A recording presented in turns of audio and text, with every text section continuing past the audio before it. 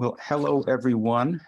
I'm Richard Waring, a member of the PoemWorks community, and I would like to welcome you all to this evening's wonderful poetry reading with two featured poets and an open mic. And I want to first mention that our beloved founder, Barbara Helfgott Hyatt, had a mentor named C.K. Williams, and it was his birthday today. That was in the year 1936. I've got a couple of quotes I want to start off with. The first being with Leonard Cohen, who once said in an interview, "If I knew where songs came from, I'd go there more often." And recently, I read a New Yorker article with the line, "Recovering from a happy childhood can take a long time." And I can kind of relate to that. Diane Seuss says, "Marriage itself never worked for me. I kept wanting to get to the part where death parts us, but I could find myself again." I can certainly relate to that as well. And finally, the romantic poet Novalis summed up the essence of his writing this way: "Giving the commonplace a higher meaning, making the ordinary look mysterious, granting to what is known the dignity of the unknown, and imparting to the finite a shimmer of the infinite." So please welcome our first reader, Anne Bookman, who's a poet and anthropologist and social justice advocate. Her poems have been published in Valparaiso Poetry Review, Larkham Review, Soul Lit, a journal of spiritual poetry, Chronogram, and Dogwood, a journal of poetry and prose, among others. In 2012, she published a chapbook, Point of Attachment, with Finishing Line Press. Her first full collection, Bloodlines, was published by Kelsey Books in the spring of this year. Her 40-year career in academia, including teaching and research positions at Brandeis University, College of Holy Cross, and MIT, has been bookended by positions focused on women's creativity, potential, and power. She's currently a senior fellow at the McCormick Graduate School of Policy and Global Studies at UMass Boston, and serves on the board of the Hudson Valley Writers Center. Please welcome.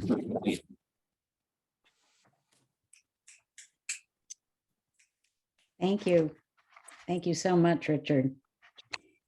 It's really an honor to be reading as part of the PoemWorks series founded by Barbara Helfgott Hyatt. I wanted to say that although I haven't been a member of this community for a while, that Barbara was actually my first poetry teacher starting in 1999. I was lucky to be one of her students in what was then called the Workshop for Publishing Poets. And I remember sitting around her dining room table at her house on Mason Terrace in Brookline, and with usually like 9 other poets, and eating and intense discussions.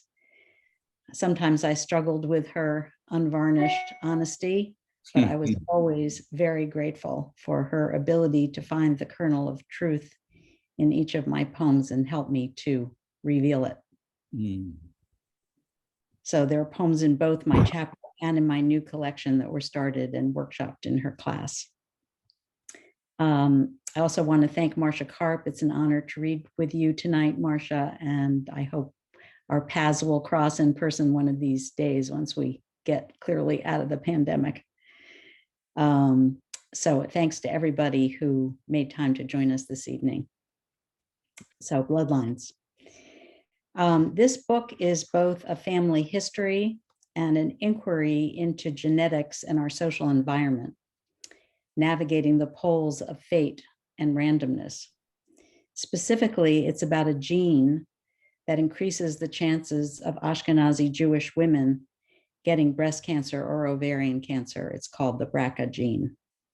My mother, my maternal aunt, and my maternal grandmother each died young from one of those cancers, but they did not know they carried the gene.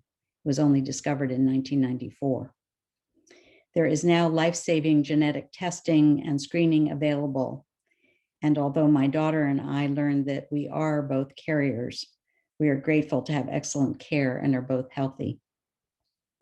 When my mother was diagnosed with breast cancer, not only was she unaware that she carried the gene, but as her cancer metastasized, she was not told. In the 1960s, women were often not informed about their illness or prognosis. There was silence masquerading as protection. This book examines the impact of that silence, breaks through that silence through a series of 6 prose poems that start with my maternal great-grandmother and end with my daughter, and a number of lyric poems that explore the mysterious, non-linear process of moving from grief to gratitude. I'm going to start with the first poem in the book and then introduce you to my great-grandmother. Migration Routes. Bloodstreams channel a mystery, personal yet shared, transport a heavy leather trunk, prophetic genes, spliced memories, uninhabited dreams across the salt-slick ocean, unrelenting wave slaps. Invisible navigators confront turbulence, make landfall, set up camps, tents sway, ropes fray, millions upon millions in flow, swim past liberty incognito. No one applied for entrance to my body.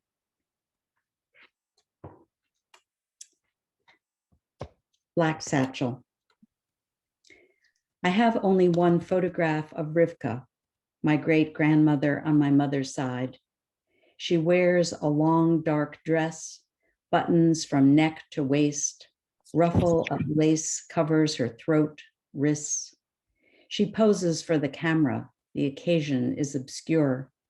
Camera obscura, the darkened box, pinhole of light, objects partially revealed, upside down. Rivka stands alone at a round table, white cloth with long fringe covering the top. On the edge of the table, a black satchel. She holds the handle with her left hand. She works as a midwife in her neighborhood, makes home visits to pregnant women and mothers with infants. This is her medicine bag. She carries alcohol, suturing thread, needles, scissors, and a small silver flask of brandy. Rivka, her husband Solomon, and their 2 small children landed at Ellis Island in March 1893. Was this photograph taken before she boarded the Dresden, the steamer ship on which she traveled to America? Or was it taken later when she lived in a tenement on Broome Street in the Lower East Side? Rivka died in childbirth at 30, escaping the illness linked to the Ashkenazi gene, never held her baby girl. I wonder who picked her daughter's Hebrew name, Chaya. I think of this motherless little girl, the grandma I never met, when we toast l'chaim at family occasions. According to the Torah, Rivka, Hebrew for Rebecca, was the second matriarch of the Jewish people.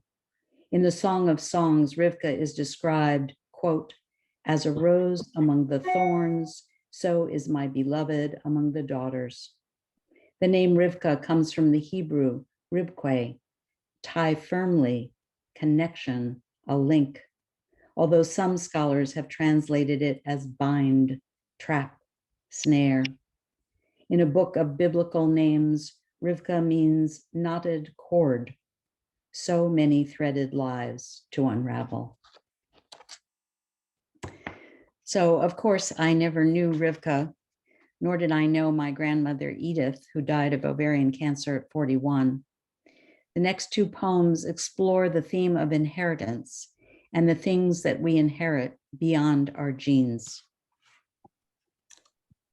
The first of these poems is called Handmade. Upward stroke of a sable brush. My mother painted rouge just below her cheekbone. Faint of hand makes pale cheeks blush. Dabbing perfume drops with pointer finger, twice behind each ear, the way her mother taught her. My grandmother's sepia portrait always in place on my mother's dressing table, altar of intimacy. I never knew her. I know her face as I know my face. Owner of the brass menorah, keeper of the family flame, I imagine my grandmother's hands gathering Sabbath light, her first name, my middle name. When I wear perfume for an evening out, I dab with my pointer finger, twice behind each ear. What's in a name? I never knew her.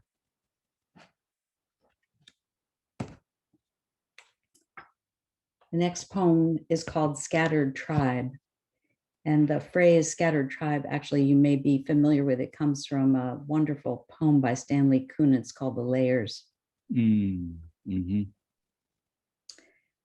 Scattered Tribe. I dreamt there was a band inside me. One player bowed a bass larger than herself. Another blew a brass horn on loan from an angel. A third played flute, pursing her lips, kissing each note goodbye, lingering over some like a lover, while children followed her tunes, her blooms lifted off the ground by the music inside her magic. I dreamt there was a parade inside me. Pubescent girls carried helium balloons, released sun-shafted rainbow streamers. Mothers stood on floats, waved out windows of miniature houses, held homemade signs of hope.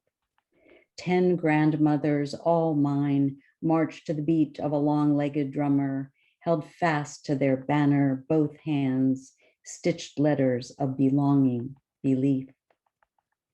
I prayed there was a fertile acre inside me.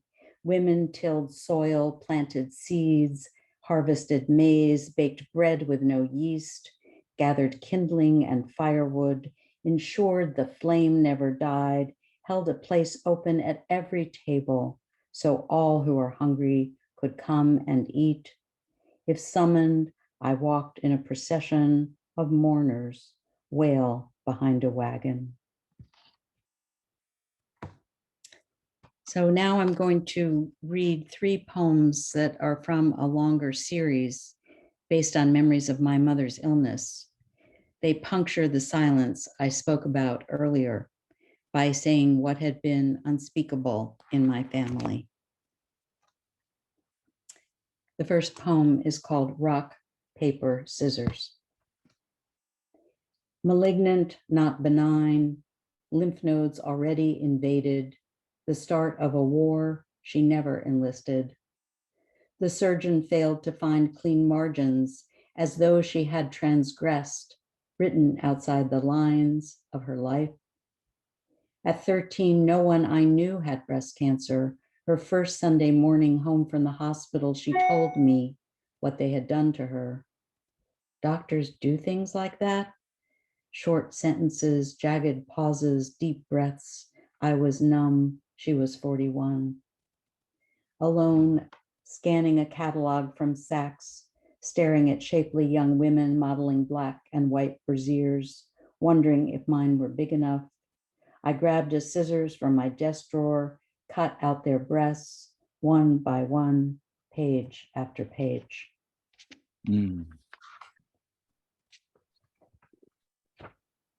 Bare branches. There is a problem with my mother's breathing, a cavity between lung and membrane, filling up with fluid. My father is measured, words rehearsed, trapped between medical knowledge and desperation. He cannot lie about anatomical location, cannot name its cause, its culmination. Late September, green leaves turn to gold, resign to brown, fall to the ground. temperatures dropping, daylight fading. In an autumn photo, she stands by the edge of the pond at our country house, tree branches bare, her body at an angle. She chooses not to face the camera. She has reached the final stage. Shadows flicker, her face, her neck. It is the only black and white photograph I have of her. Lost in Central Park. After my mother died, I could not say the word dead. I had not seen her die. It was possible she was still alive, maybe hiding, unlike her. Traveling abroad, she would have told me. Had she wandered out of the hospital, gotten lost in Central Park? She could not have walked out. The last time I saw her legs, they were not my mother's legs. Muscles atrophied, small bundle of bones, loosely wrapped in a sagging skin sack. I saw them by accident. Her blanket slipped before the nurse could catch it, so thin like twigs you could break with your bare hands. After she died, I tried to see her face, but all I could see were her chicken bone legs. They followed me everywhere I went. So the second half of the book focuses on transforming grief, fighting fear, and celebrating life. As poet Ellen Bass says, all art is holding the tension between elegy and ode, between our sorrows, despairs, and sufferings, and the praise, wonder, and awe that we feel. Unquote. So this poem is called Elegy for the French Wallet. You cannot consider yourself a New Yorker unless you have traveled the 7th Avenue subway, unless you know what it's like to stand so close to others you can hear people popping gum inside their mouths, unless you know how to grab the straps without losing your balance, without breathing until the next stop. You cannot consider yourself a New Yorker unless you have visited the Met on a Sunday afternoon to admire the collection of Egyptian art, the reconstructed Temple of Dender, the tomb of the female pharaoh Hatshepsut. She wore a false beard to assert her authority. You were scared to look directly into that slim opening in the stone facade, to view the sarcophagus holding the queen's body, because she might not be dead, she might be alive, feeding the food they packed for her in case she got hungry, ever. You know you are a New Yorker when you lose something personal, something valuable on the subway by mistake, or maybe it was stolen. You were never quite sure whether it was your fault. The time you lost your wallet, the one your mother bought you on her spring trip to Paris after her second surgery, the one she picked out for you because of the vermilion leather exterior, because you exclaimed red as your favorite color at age 3. You didn't discover the wallet was gone until you reached for your keys, until you were greeted by Frank, the balding doorman who repeated at every opportunity, I knew you when you were just a bit of a thing, and now here you are wearing stockings and heels. You told him what happened, what you thought happened. He tried to console you, but you already knew you would never find another French leather wallet so beautiful, so vermilion. So the next poem is called Learning to Float. It was magical, but physical. The weight of a human body suspended on the surface. Water one can dive into, hold your breath, pretend to disappear. Water one can skip stones over, watch them flip, jump, sink. My mother knew how to float. We started our lessons in shallow water, her strong hands supporting my reluctant 5-year-old back. Stretch out your arms, pretend to be an angel in the snow. Each day her hands eased out to a different position. That day, I felt the tips of her fingers touch the edges of my rib cage. That day, I lay effortlessly atop the gentle waves of Amagansett Bay, caught off guard by my own power. I missed the final moment of release.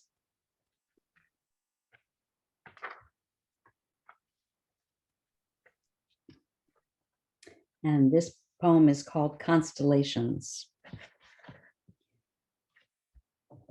Excuse me.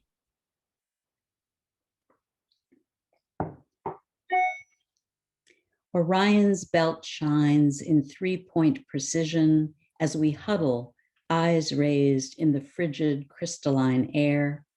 Even the Pleiades have shed their hazy filaments, rejoined the company of breathing lights.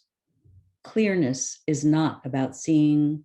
I want to lie with you, folded, silent, barely sleeping. I want the glow of meteors to course through our veins, the slow reflected glory of light years to extend our time.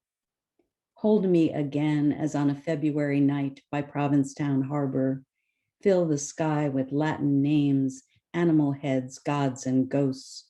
Undress me with assurance. Make the surface of my skin a celestial map, one unknown sun discovered. Mm. So I'm going to close with a poem that expresses my faith in trees as vessels for repair in our broken world. It's kind of part elegy and part ode. Mm. It's called Hymn to be Sung at Astronomical Twilight.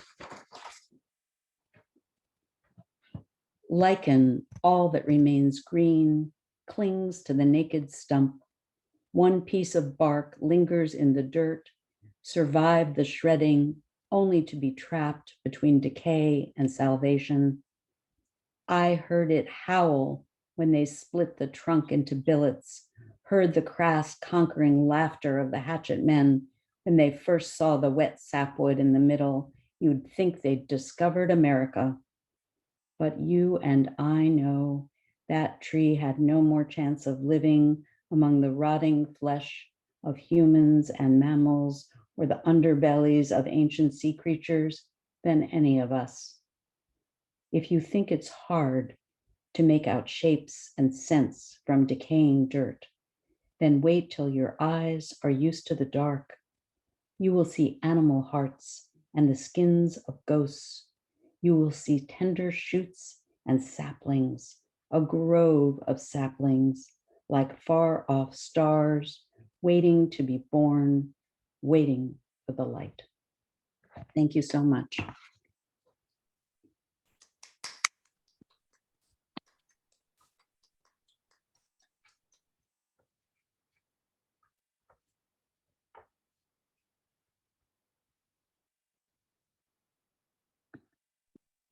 Wow, Anne, that was really wonderful. Such a gorgeous reading. And it put me in mind that words can be medicinal. Just to understand a condition, however frightful, is to almost add a vaccine to the situation through words. Really wonderful reading. Thank you so much. Thank you.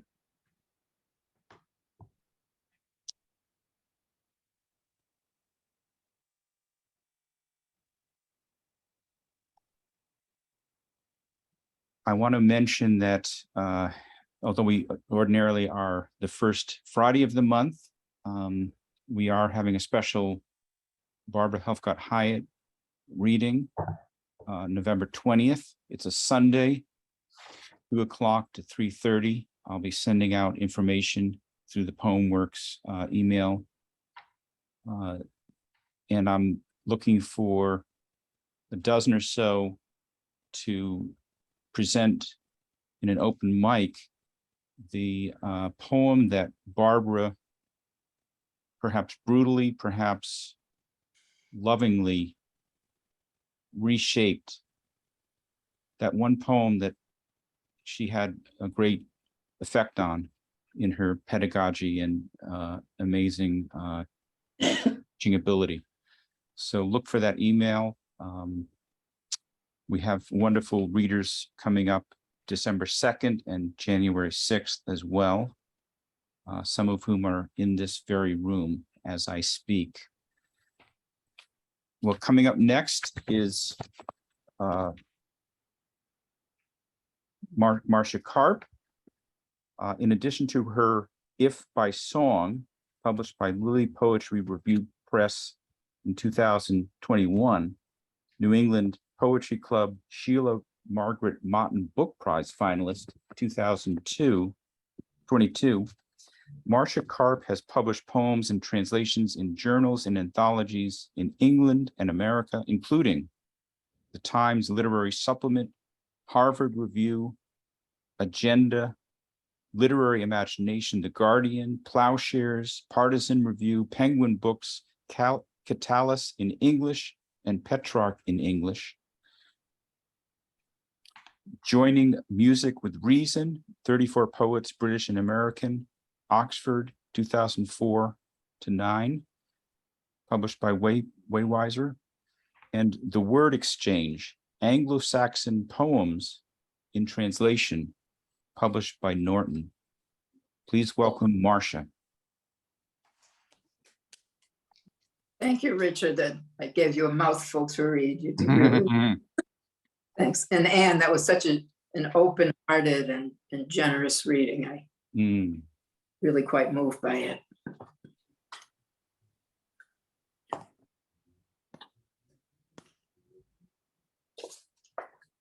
Odd little woman.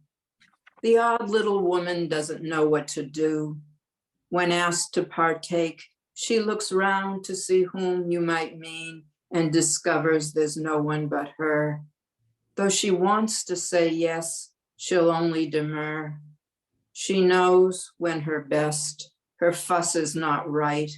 She can't tell if her handshake is limp or too tight. She'd like to be family. She'd like to be friend. She'd settle for species and fear she offends, yet there's nothing peculiar the others can see. It's gotten so she is embarrassed to be. She'd known joy as a child and remembered it when she was loved and herself then, but not lately again. She'd been loving to love of all kinds, so it grew. Was it me, she wonders, or not, who withdrew? It wasn't her plan to be so alone. Still she is, like a creature that's fouled its home. Call for the child, call for the dame. Shame is the name and rudimentary game someone plays now with you. Call her to home. If she comes at all, blamed-faced it is, absolving she would, crime done by crime claimed.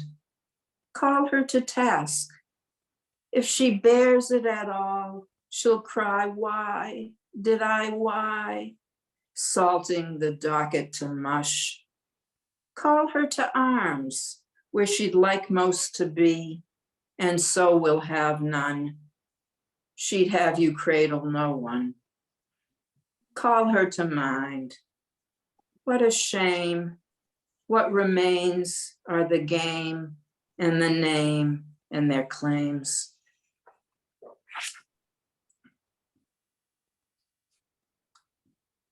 Hello? Okay. This morning, that sound in your voice let me know, though you've never yet pulled off the counter's spy bit, and you've never, I bet, thought that I, who live on the qui-vive, find it love to be sent to pick up on the lowdown, dropped and befuddled and balanced between, as I lived it, me here and her there with you, in which you coolly tip me off that you are, as long as you keep her still willing and present, an inside man in the house of love. Instead, You play yourself, a bumbler who, having stumbled upon the fedoraed ginn's wish, the quicksilvered figure shaped to a girl, has been granted the second, an impossible wish of holding her held as tit-tat for your signing, yet always again off on the sucker's agreement. This is, don't you know, your only chance. Let go of enthrallment for even a sec at your peril. Hmm. The question. There must have been one who'd have said in my hair, daisies. I see now what I hadn't seen then, when my hair with daisies should have been set. A beauty to me and completeness enough to bring to another, enough for a couple to build on. I have to think I would have shied, ducked my head, left him afraid to trust this creature he would crown. Still young, so still tender, he would have stood, would have gathered I was lost, then himself and his daisies up, and left me still now wondering if, though there must have been, was there one who'd ever come round?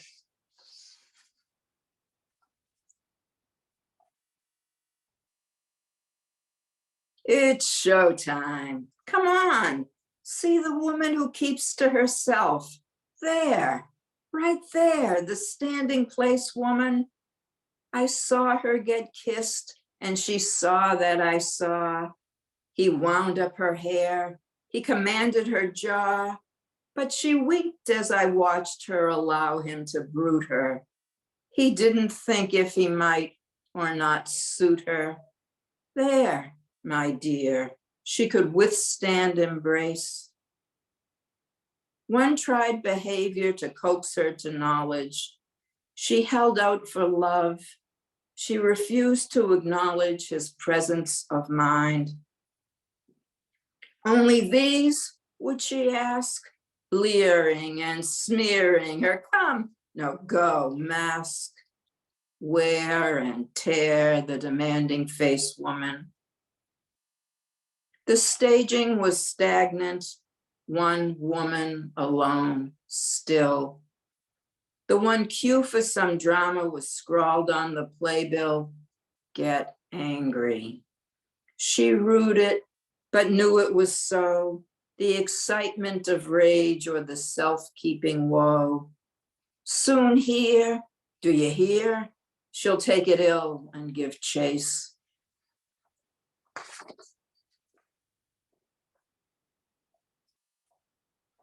Excuse me.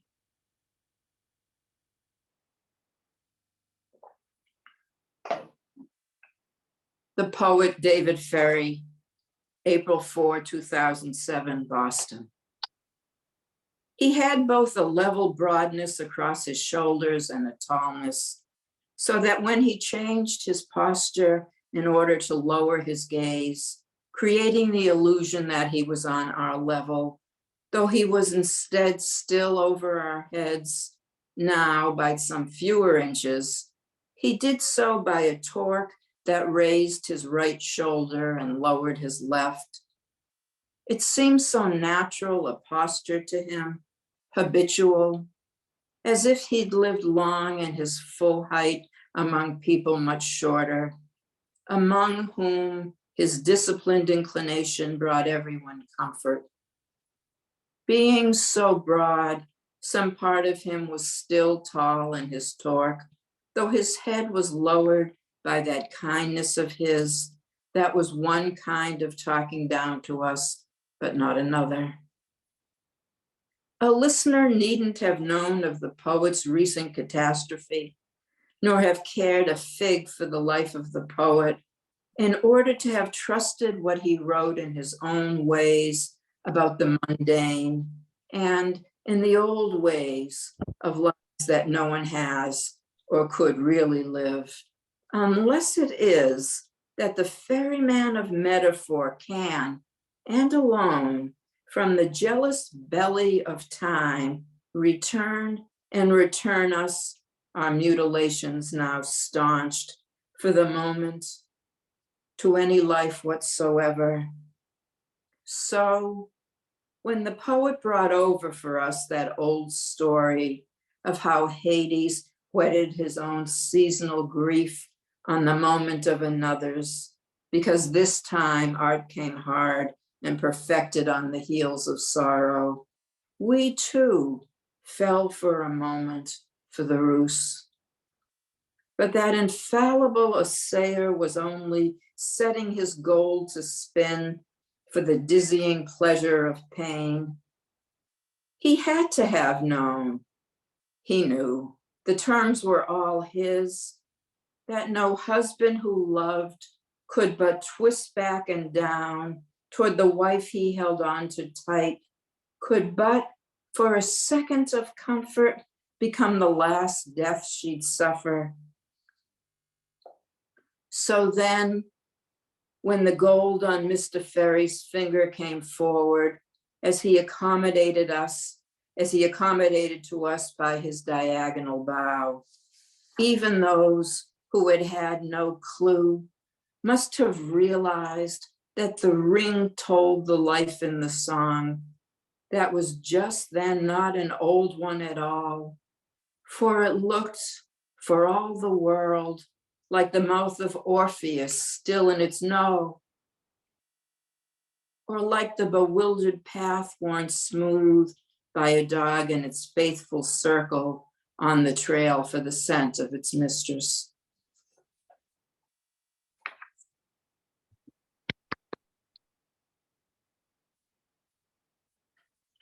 Poem in a cramped hand, in too early memory of the cat called Sika. I know a writer who, with the arm under this cat, his, and just having found what he thought was a way to make something of its bit by bit dying, would then just throw off the animal so as to make his way back to his desk. He'd not admit the hurt he'd caused into his register of thought, unless by that way his pages might be improved. Time's anticipatory agent, he would think only of getting it right and of giving it an exact beauty, so that that thing he was unmoved by, this cat, whose subtractive way out of its life could be made a fine figure, might, in his very something, give life to him and hang him there in literature's gallery. Self-portraits, all, whatever way an eye might look.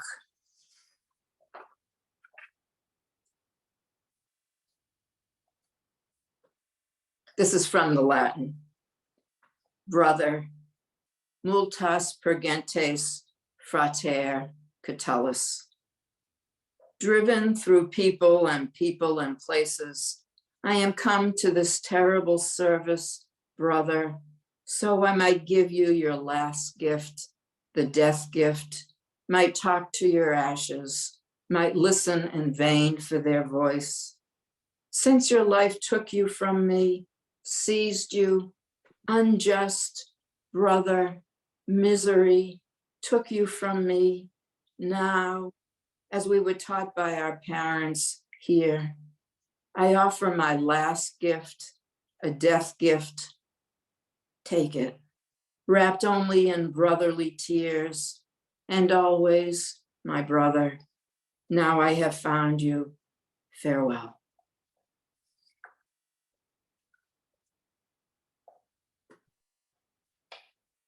For them and their son, 30 years, he does not age.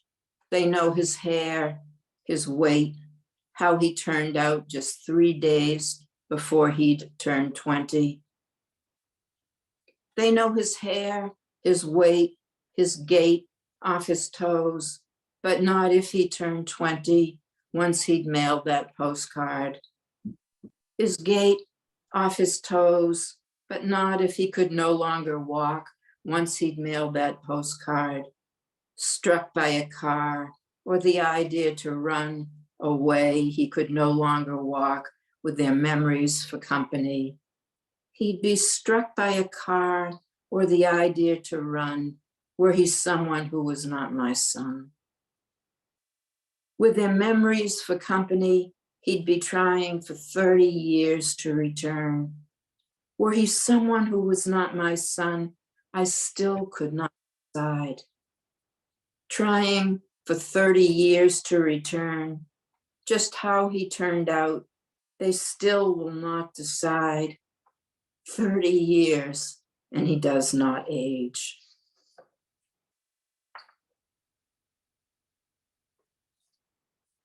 The keys and my mother.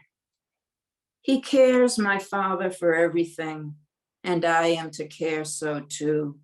I laugh at his caring, and I am a cause for his care.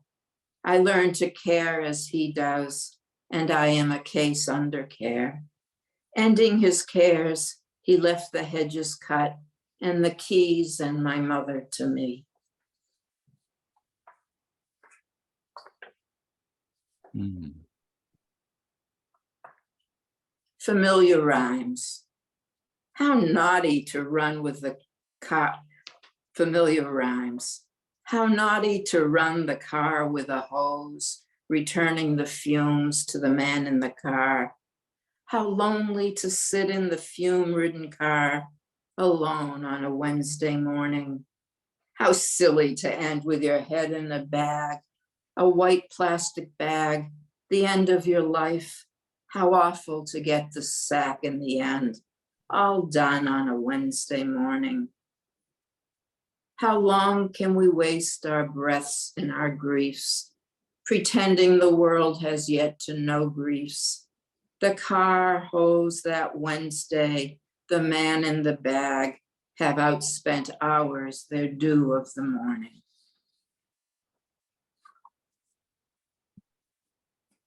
Mm. This next poem would be best read next Friday, November 11th, but unfortunately, I think it's always timely. It's by Robert Frost. November.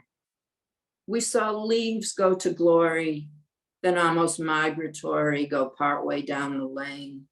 And then to end the story, get beaten down and pasted in one wild day of rain. We heard, "'Tis over," roaring. A year of leaves was wasted.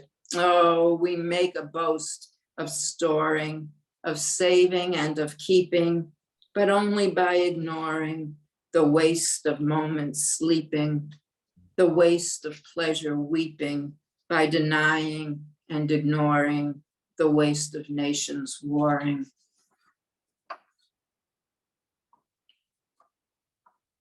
Now we're back to Karp. They are not us, nor we them. As if we haven't wanted for ourselves their special gifts, as if defiance were not in their falls. They walk off branches, on, then off, upon, then boom, they drop, then walk upon our ground. They laugh, cheep, cheep, at our green eyes. As if a magic hand sluiced round and touched each one of them, a touch, please, please, we each one aimed at us. They up, wheel, gather, fly, bye-bye. From us who lumber in our jealous flight machines. Then some of us a providence, and some, boom, of us provender.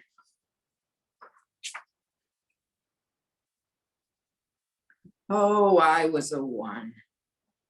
Oh, I was the one who, had I but been there, I would have done all that doing that would have been needed to be done.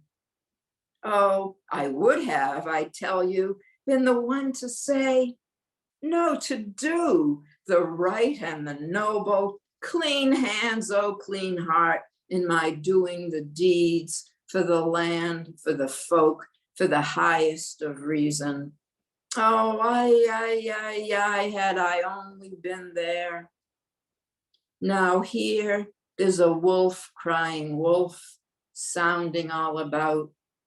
Still, I raise no axe, I raise no horn, I raise no cry to shout the chaos out. Oh, how can I ever be face to my face again now, knowing what I know about me.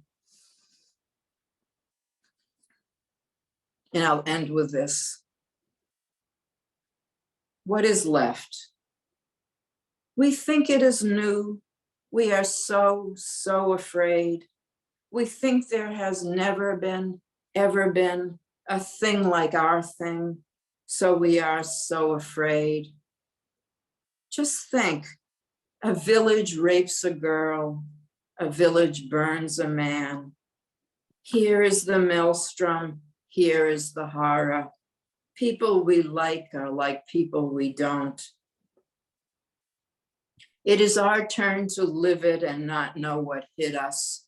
It is our turn for mayhem that droppeth as rain. It is our turn to cry, we are virtue's last bastion, while mayhem and help us turn us into them. She is 12 and they rape that girl over and over. That collar of tire, which then becomes fire, is fitted by many hands to one neck. Nobody taught us. We know how to do it. We shout and we leap for our lives to some standing. It is you. No, not I. Yes. And no, help us. We say that that thing is loosed from another town over.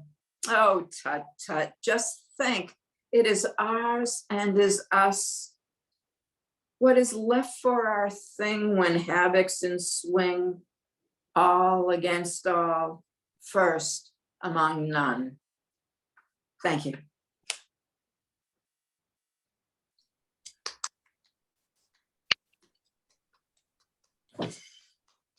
Wow. Very, very heartfelt. I thought for a moment you were going to break into song or break into tears. Really wonderful reading. Thank you so much. Thank you, Richard.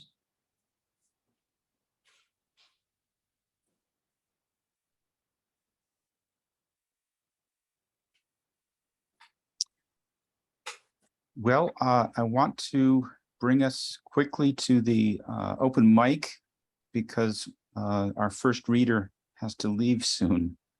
And so please let me welcome and bring to the foreground, into the spotlight, Pam Gem. Thanks, Rich. The readings were beautiful. I want to thank you both for reading for us. It was wonderful. So this poem is called The Trauma of Being a Wolf and a Pregnant Teen.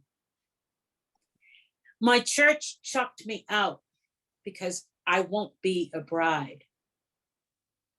I'm this wolf of a girl who hungers the throat of the next being that crosses me. I don't cry wolf. I won't cry girl. Every night fireflies baptize my sky. I open my bay to a vesper of deer, a choral of eagle's creed. I have the call to the wild. Lands chew little willow roots down to their shoots and I thrive. A wild wages within me, endemic to my place. I am bred for it, strive and sage. These truths I speak as I please. I alpha the deacons, alpha at the preacher. I alpha not for that prayer plant reaching, but for the stained glass. Thank you.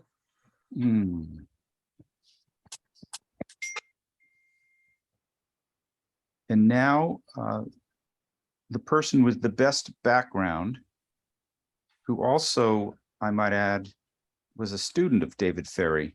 Speaking of David Ferry, Jonathan Abel. Thank you. Although I'm not sure my work reflects that much of David Ferry, but I do. Yes, I really appreciated that poem about him, and reminded me of many happy nights. Reading a piece called "The House That Bach Built." Fourth Brandenburg, that one, with the two recorders in counterpoint. Restrictive as a maze, they dance through, one holding a long tone, his partner's mellifluous flight, then in unison, breathing together. I envy Bach this castle of music, the strict and soaring structure. I am in my mother's living room, badly misnamed. I never walked in, but for living in fear of spilling food on the plastic-covered seats, only for company. Cocktail parties as elegant as she, my mother, could conduct. Her helpful suggestions on my missed opportunities, now the empty house sold, furniture scattered, my mother buried. I hold my childhood recorder from fourth grade music class. I have no rhythm, and I can't find the score. Thank you, Jonathan. And now a man who has 3 readings coming up, one of which is at the Fruitlands Museum, where my friend Barbara O'Brien will be hosting. David Miller. Oh, good. I'm glad I'll be meeting your friend Richard, and thank you for that. Thank you very much. Well, this poem is centered around 1980, ending with one older pop culture reference, which I bet everyone will get. So anyway, off we go. These among other questions. Weren't your 20s a banquet of mistakes? Did you love your fool ideas with every one of your 37 trillion cells? Didn't you bask in each lively blunder? Didn't it feel like you had to invent everything? Like that narrow guy wearing black on the subway. Being weird isn't enough, his button reminded you. Didn't you think that other one, who pinned himself immoral minority, might be raging against not the machine, but a punk hamster wheel? As a child, didn't you find a portion of heart muscle rediscovered with each fresh piece of music? Didn't this map all of your cardinal points? You thought you would ride away in all directions.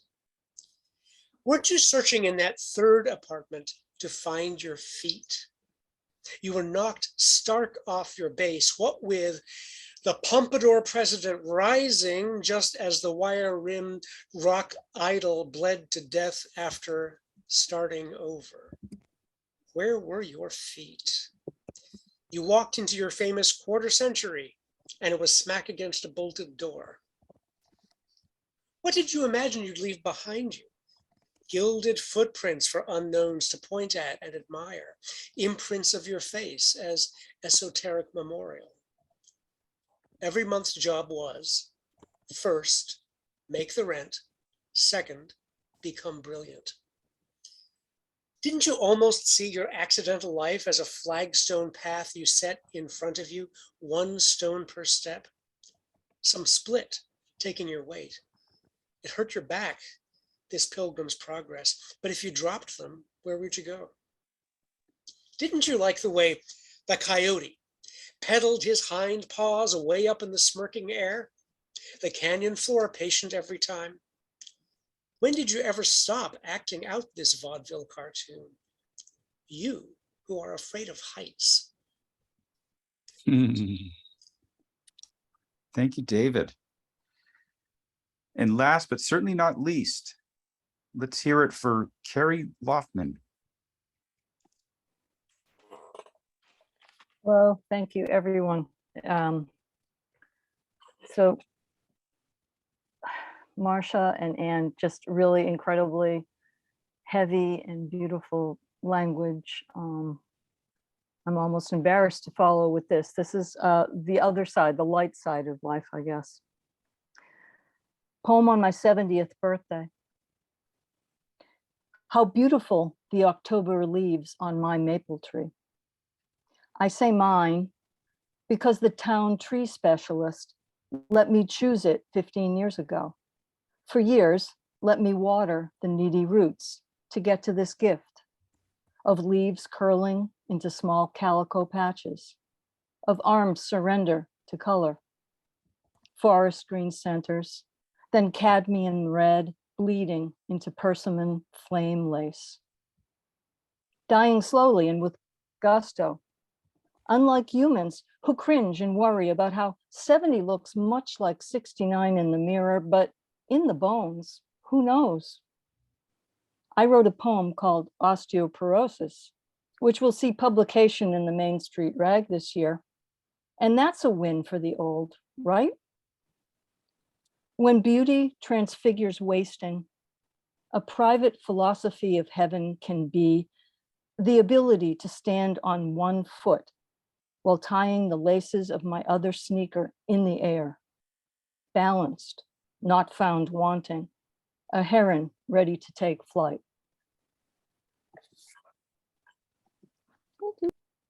Wonderful. Let's unmute ourselves and give a round Was of it- applause for all of our wonderful poets. Was I on the especially list? Marcia. Oh yeah, we forgot Oh, someone. wait a minute. Wait a minute. We forgot Glenn. Yes, Glenn. Hang on a second. This will be edited out. No, it won't. But anyway, please. Why did you stop recording? No, I did not. Oh, okay. Please, Glenn, let me give you a warm welcome and welcome back to our midst. Here you go. Thank you. I wrote this a couple of days ago, and as is often the case, takes me about an hour and I bang on it, and then when I try to change it, it doesn't want to be changed. It just says it's done. It's called When the Music Stops. When the music stops, the planet hangs as an ornament, hung on a single wire. The tune began before we arrived. Our tiny feet learned to dance it long ago. The heat is relative. All the world's scales merged into one, as it does not matter anymore. Upset with each other, we needn't be, swept up in what we did not start. Human nature has it that we must point fingers at one another, as blame has to be within reach. We did not evolve to understand millions. Where are you from? Oh, never mind. We must become friends, quick, to save each other.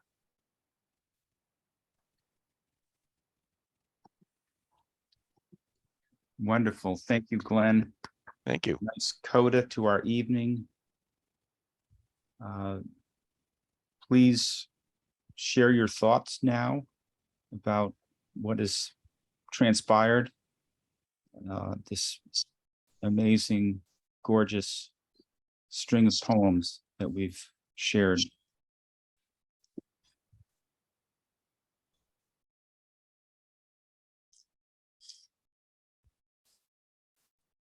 I'm thinking particularly of Diane Silvestri.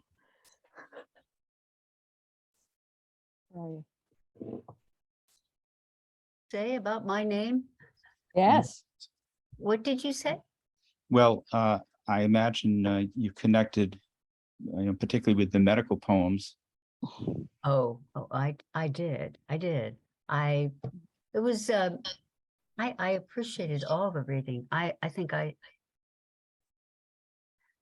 put my notes in the side and I'm still just sitting here. Are you asking me a specific question? I am not. You can go forth however you wish. Well, I should call on someone else like Jonathan. Many of Well, I us just wanted had, to say, Richard, thank you for organizing this. It's lovely. I'm not sure I've heard Anne before, and No, never I mind. really appreciated learning about her poems. Constellations was wonderful, although they were all really enjoyable. And Marcia, I enjoyed you. I particularly enjoyed the poem about David Ferry, just because it brought back memories. But what a great evening! And thank you, Richard, for organizing.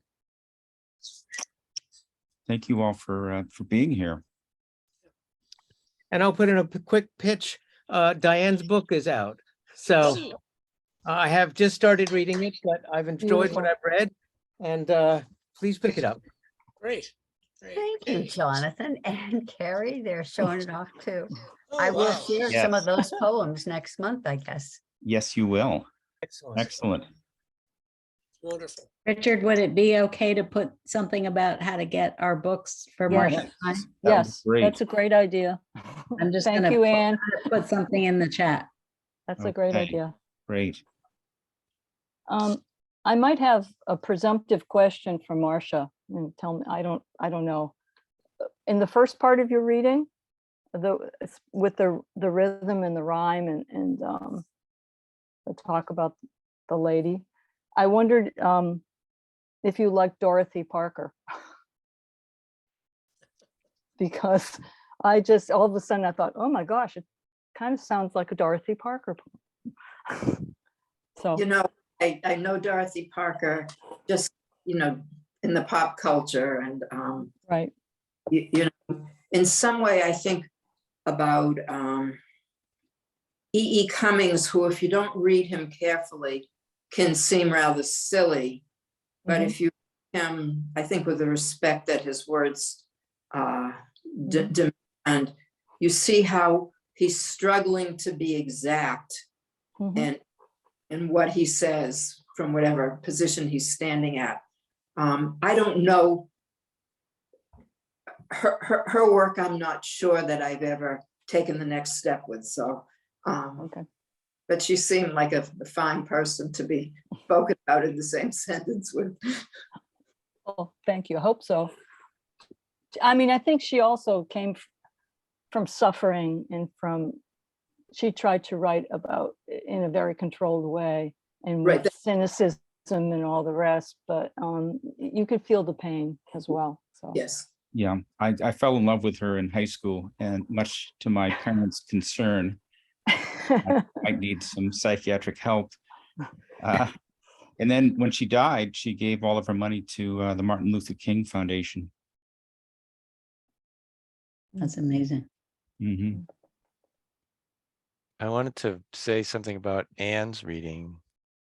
My partner Kathy was in, this is not Kathy with a K, but Kathy with a C, who I now live with. This is a house we bought together. I seem to have a curiosity that sticks with things, even when there's tragedy. And I didn't have the headphones on at first. The speakers were coming out, and she was on the couch listening, and she had to leave the room. And I didn't realize why. I thought she just went to get something, and then she didn't come back. And I realized to her, what you were saying hit so deeply that she had to give space to get away for a little bit.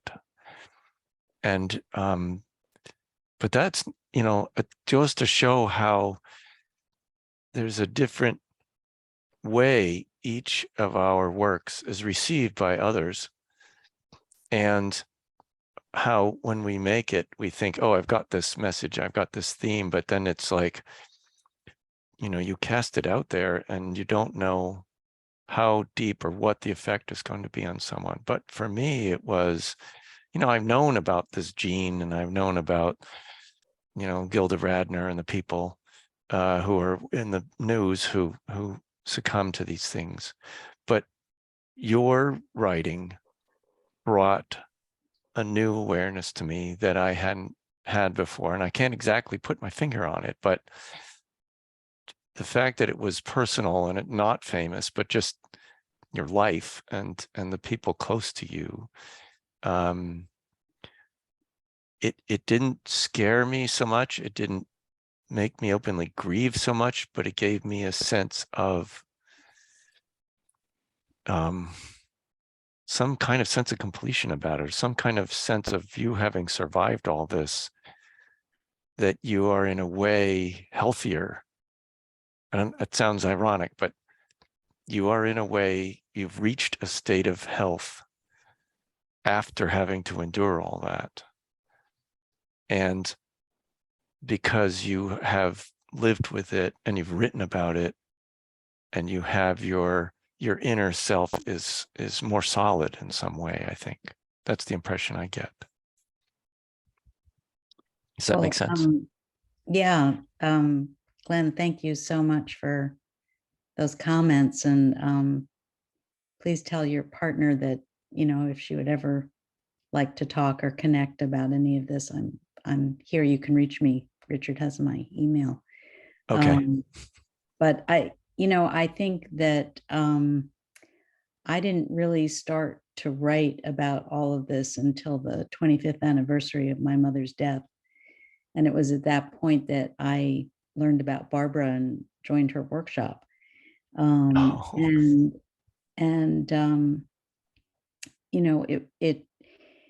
The writing has really helped me, as you say, enormously to navigate all this. I mean, I tried therapy and things like that.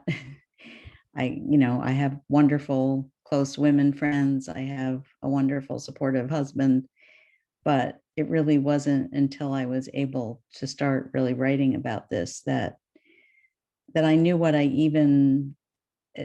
I understood anything about what I had lived through in losing all these Yes. women, particularly Yes. my mother and my aunt. As I said, I didn't obviously know my great grandmother, and I never knew my grandmother, but my mother and my aunt were hugely important influences on me. They led very different kinds of lives, and even though they shared this gene and shared having breast cancer, that one was a married mother with children and an artist, and then the other was an unmarried woman with no children. And I got very different messages from them, and I didn't really understand the impact of their loss until I really started writing about it.